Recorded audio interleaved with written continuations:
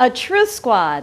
That's definitely one of the more interesting things that we've heard during this mayoral campaign that's heating up right now. And I have two members of the Truth Squad who are working with Governor Cayetano in his mayoral campaign to talk to us about the city budget. I want to welcome Malcolm Tom and Toy Ari. Thank you for having us. Thank you. I wanted to ask you a little about this whole Truth Squad and why you got involved and what your backgrounds are real briefly before we get into the story about the budget and why you're involved. But I did want to mention before we get started right up front that I did invite the city on the show. Oh. And so far they have not come on the show to talk about their own budget. Okay. So anyway, I wanted to let you, to put that right out front that they always have a side here, and now we want to get to the Truth Squad side. Okay. Oh. Okay. So whoever wants to start, tell me a little bit about yourself, if you don't mind, just a minute. I'll start then, since I'm older than Malcolm. My name is Toy Ari. I was a finance director under one of the FASI administrations. I served the city a total of 16 years. Wow, 16 years. In And Frank different- Fossey was so well known, and he was the mayor for many, many years. He was mayor for 21 years. Wow. So you're almost there the whole time. But anyway, I served as deputy finance director, deputy budget director, and finally as finance director. Anyway, go ahead, Malcolm. Oh, I'm Malcolm Tom, and I'm his junior. And I was at the city for 10 years with Mayor Harris. I started first as his budget director and then became the deputy managing director for the city. So you both have a lot of experience when it comes to budgets or Yes. managing the city under different administrations. Correct. And your True Squad has 9 members, so and they're from all different administrations, 4 administrations total. Yes. Correct. And so that's the 4 most recent administrations that probably anybody's living from, right? Well, it's a combination also of state and city. And state and city too, right? With Rod Haraga. Radagaga and Sam having- Calejo being in both the state and the city. Right, and it's a bipartisan group because you had Rod Haraga, who worked for both Governor Lingle, who was Republican, and Yes. then Mayor Mufi, who was a Democrat. So got That's all right. different, even though it's a nonpartisan race. Yes. Yes. Right. Okay, so why did the governor form Governor Cayetano, who's been on the show recently? Why did he form a True Squad? Why did he think that was a good idea, or why did you think that was a good idea? I think it was a brilliant idea because here you would have the experiences of 9 different people who have served in the cabinet of different administrations. And if he's going to learn more about what the city issues are, I thought it was a brilliant idea to have these people working together. And I think he has succeeded quite well, in that objective. Because there's no city issue that these 9 people are not going to be able to contribute at least some knowledge, about the issue about the city. He also wanted to know what the facts are and what's really happening. Right. Instead of just hearing what everybody says is going to happen, he wanted to know what is happening on the ground and why things are occurring as they are. Exactly. Well, I was just talking to Governor Cayetano, and he was saying that there's about, and correct me if I misstate it, but about $5 to $6 billion in sewer repairs that are needed. That is correct. $5 to $6 billion in water main Yes. repairs. Yes. And we're talking about roads, 1.8 Billion. Yeah, billion in roads, and then and also those storm drains. Yes. 800 million in Yes. that, right? So, Yes. Toy, do you want to talk about that a little bit? Let me Or is talk that- is about that your- the is that your- overall introduction of Yeah, the topic. tell us. Well, the principal issue, of course, is rail. And the latest estimate of the city's rail transit project is approximately $5.3 billion. Our estimate is that if it is built at all, it's going to run about 7 or maybe even 8 billion. Wow. But anyway, at 5.3 billion, that translates Which is to, what the city is saying it's going to cost, Yeah. right? that translates to about $17,400 per household Wow. on the island of Oahu, or $5,500 for every man, woman, and child living on this island. And the babies are saying, what? I have a $5,500 bill? Yes. Now, Okay. 3 years ago, if you recall, the former mayor had announced that the rail can be built without any long-term borrowing. That was prominently stated in the newspaper. Now it's likely that the city may have to borrow up to $3.5 billion if federal funding is not going to come through. And one of the effects of this is as the city pours in more of its financial resources and borrowing towards rail, the other capital improvement projects of the city will start to suffer. Because if they want to protect the city's borrowing capacity, they'll have to reduce all other capital spending. But in any event, for the fiscal year 2013 alone, approximately $17 million of public health and safety projects are proposed to be cut in the budget. And even bigger cuts are slated in future years. Now, Malcolm Tom is going to talk about the specifics of these cuts, not only for fiscal year 2013, but the succeeding 5 years.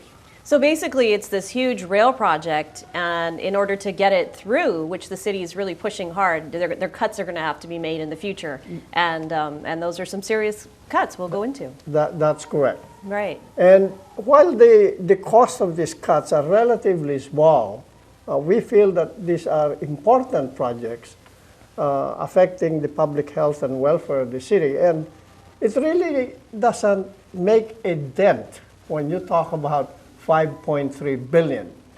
But I don't know why they are being targeted, to be cut. But anyway, Malcolm will cover the details of this cuts. Well, Malcolm, as the former budget director for the Harris administration, maybe you know about budgets. Thank you. And of course, you have an accounting background yes, too. I'm a CPA also. So I think you can be qualified to talk about that today. Thank you. When I was with the city for 10 years, we never saw a substantial growth in our debt. In fact, we tried to manage the debt so it would not become a burden on the taxpayers.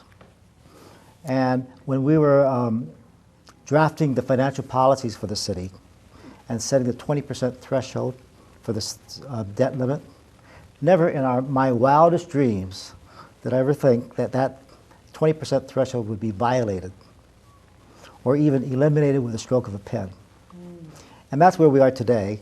And that's why I decided to volunteer to help Governor Cayetano be elected as mayor, to bring some fiscal sanity back to the city.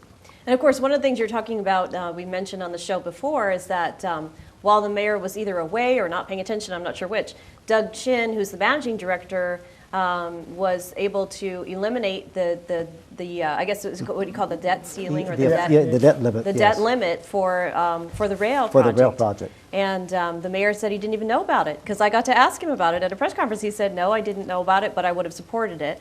And so I asked him, who's mayor? Who's running the city? And he said we both are. So that was an interesting exchange, but interesting management style. Yes. Governor Cayetano has the opposite management style. He said, I would have fired that guy. I think so would Frank Bossi and Harris. Yeah, many others, right? So, but anyway, so the debt ceiling or the debt limit has been eliminated, and there is I know recently in a press conference you talked about how high the debt limit could go. Yes, in fact, we could have the next slide. Sure, put the slides on and show that. And yeah, there we go. There we go. Right now, the city's debt is about $2.85 billion, and over the next 5 to 7 years, it's going to, as Tori said, it's going to balloon up to almost $5 billion, 4.68. That's a $2 billion increase as Hart borrows money to fund the construction of the rail system. The city has two types of debt. One is revenue bonds, and the other one is general obligation bonds. Revenue bonds are paid for by sewer and water fees, and the general obligation bonds are paid for by our property taxes. And we call them tax-supported bonds. And this debt we're talking about are those types of debt, the ones that the city guarantees with its full faith and credit, so that if anything happens, we as taxpayers are responsible for paying off that debt. And so this debt is going to mushroom and stay at close to $4 billion for the next 10 years. Wow. That's a burden that we all will have to carry. And then one of the things you also talked about was, or you might be getting to that in your slides, but one of the things was about just instead of being a 20% or Yes. What percentage would we be at? Well, as shown on this next slide, the current debt service, or the amount that the city pays for interest and principal repayment, just like a home mortgage, represents about 12% of the city's budget. And the blue line at the bottom of the graph represents what the city debt service would be if there was no HART. And it's about 10, 11, 12%. Now, on the top of the slide, there's some interesting comparisons, what other cities experience in terms of their debt service. Seattle, for instance, is 11.7%. I think Dallas is about 12.5. Portland's 11.4. Denver's only 5.5. Denver actually limits their debt to 9%. San Diego limits their debt to 10%. And the state of Hawaii is only 12.4%. So the city right now is in a very comfortable range that's comparable to other leading cities on the West Coast, including the state. But if the rail gets its way. If the rail gets its way, the red line shows what that ratio would be. And it will peak at about 2018 at 24.7%. In other words, 1 out of every $4 would be spent on paying off the debt for rail, as well as the other city projects. Right. I think that makes it more clear, than even the 24%. And actually, when Governor Cayetano was talking about it, he said it could even go higher. It could go higher. Right. And HART has no other financial resources than what they've already committed. So if there is a cost overrun, or if the excise tax revenues do not come in as projected, those shortfalls would have to be covered by additional city debt. The black line shows what a 20% increase in the project cost would be. And basically then the debt would increase to 26.8%. The city would have to take on another $1.1 billion of debt. And this debt, there is no source of payment except property tax dollars. I should add, there's been some saying that the HART debt, we shouldn't be worried about it because it's all coming from rail monies. Right. That's what the current administration is saying. There's a general excise tax percentage That's that goes right. to the rail, right? But if those excise tax revenues do not come in as projected, the taxpayers of Honolulu would have to make up the difference. And the taxpayers are guaranteeing that debt. Right. Because So you this can't exactly is- start the rail and then just leave it. You with can't. just pillars or That's right. part of a You rail. would have to complete it. Right. So if the tax revenues fall short, the taxpayers will have to come in to make up that shortfall. If the costs go higher, the taxpayers will have to come in, issue more debt, paid off by the property taxes. In this case, 20% would equal about $1.1 billion. Now, in terms of how much that would cost the city, that's about $85 million a year. To pay for that $85 million in debt service, the city would have choices of raising property taxes. We'd have to raise them by about 10%. Or we could eliminate funding a department. You could eliminate fire, which has a similar budget. And those are the choices, the stark choices the city would have if the debt increases, if the overall cost increases by 20%. And that's why the residents would be burdened by rail if there's any shortfalls or if there's any cost overruns. And one of the concerns, I talked to a lot of people, and Governor Cayetano mentioned this when he was on the show, that he talks to people at McDonald's, he talks to people at Costco, he talks to people at Safeway or wherever he's going shopping, and they share with him how concerned they are about the cost of living in Hawaii and how it's gotten to the point where it's so expensive that we're seeing more homeless people, we're seeing people just not being able to afford what they used to be able to Right. afford, and whether it's fees that have gone up for the city or the state, or it's car registration and sewer fees and water and Right. on and on and on. Well, So- sewer fees have gone up 60% over the past 5 years, and the water fee is about to go up another 60% over the next 5 years. Yeah. And you tier on the increased property taxes, our cost of living will be even higher than what it is today. So you're looking at huge infrastructure costs, and one of the issues is, can you afford both? You know, can you afford all these infrastructure repairs? Because we started off talking about the infrastructure, and then the rail costs, and together. And what's your assessment of being able to afford? That's what Toy was leading up to, that in this coming budget. Yeah. But before I do that, this other graph, the Sure. next slide, shows a 40% increase. There are many studies that says that these rail projects come in 40% higher. I removed it. Oh, you moved it. Okay, good.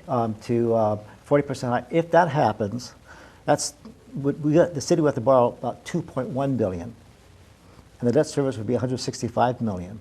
So the property taxes in this case would have to be increased by 20%, Wow. or a department would not be able to be funded. And that 165 million is almost the cost of our police department. Wow. So that's how large the cost of this $2.1 billion debt would be. But leading up to your question, what Tori was referring to was, in the coming budget, to address the ballooning debt, the administration is cutting CIP projects that help protect the safety, the health, and the welfare of our community. And we identified 22 projects, about $17 million in total. $7 million is for police and fire, 1.6 for ocean safety, 5.4 million for flood control, 2.4 is for street lighting, and 500,000 is for the bicycle improvements. On the police, one project that they cut out was the microwave radio system. It's the emergency backup system that's used in terms of emergencies when all other communications fail. And so one could say, well, that would never occur. But if you remember Hurricane Iniki that hit Kauai, Right. all electricity and communications was wiped out. And in fact, after 4 weeks, only 20% of electricity was restored. I remember that. And then even just the earthquake in 2006 knocked out Yes. a lot of cell phones. That's right. And I know I had Nextel. I think that was the only service working, and then eventually that didn't work. Because the batteries on the antennas, Right. go die. Exactly. So And on Kauai, they were using ham shortwave radios or the National Guard radios. right. Well, this microwave system for the police is based at the police stations run by generators. And so it allows the police to communicate from station to station to coordinate their activities. And what we've learned through 9/11 and all the other emergencies we've had is that communications amongst the first responders is paramount. Right. If they can't communicate, they don't know where to go and how to help people. And that's why that communication link is so vital. Unfortunately, the towers for the microwave system is not Hurricane 4 resistant. So we had another Iniki, which we don't want. But if it came to this island, the police would not be able to communicate. That's very scary, huh? And so we're just rolling the dice, waiting until we get the system up and running in a state that would withstand a Category 4 hurricane. I know we keep hearing from the weather people, well, Hawaii, you've been lucky. You've Yes. escaped it all this time. You should have already had a hurricane. Well, we don't want to jinx ourselves, but hopefully, hopefully we don't. But it's something that you definitely have to be prepared for. And the next slide is what Toy was referring to, is that within the capital budget, there's a group of program projects that are funded by the tax-supported debt. And over the past 4 years, that amounted to something like $250 million a year. Well, for the next 6 years, it's going to drop by $85 million. So what the administration is doing, because of this ballooning HART debt, is cutting out projects that normally are funded by the tax-supported debt to reduce our tax service. And so in the future, the ability to provide necessary tools and equipment for our core services will be less, which would degrade our city's ability to provide public services. And I'll just go through some examples. Sure. One is the police equipment. Over the past 4 years, the police would get about $5 million a year to buy patrol cars, motorcycles, computer-aided dispatch equipment, and the like. The proposal is that should be cut to $3 million. Now, the police has a fleet of 400 cars, And they want a 5-year life for the cars, because these cars are used, unlike our cars, they're used 24 hours a day, 7 days a week. And they run up a Right. lot of miles. Right, yeah.